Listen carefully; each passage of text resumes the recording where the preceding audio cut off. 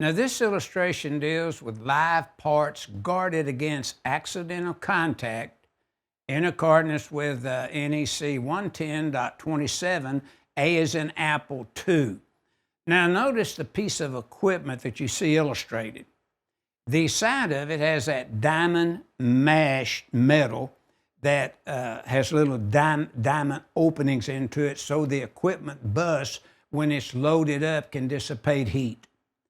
But notice this is not considered totally enclosed by NFPA 70E or the NEC, as well as OSHA and 1910 Subpart S.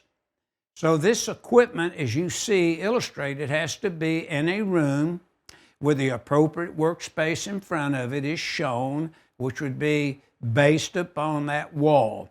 Is that wall behind her back insulated?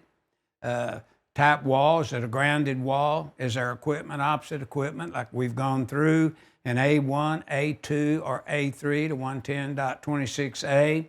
But this equipment's not totally enclosed, so it has to be guarded, and as we have seen in the previous illustration. So in this case, this equipment is in a room with a locked door that could be keyed. It could be a swipe card type entry.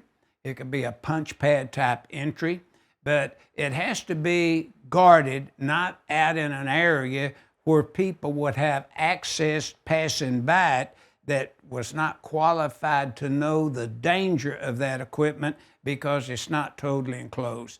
So this illustration and this figure just illustrates live parts guarded against accidental contact in compliance with NEC 110.27, A as in Apple 2.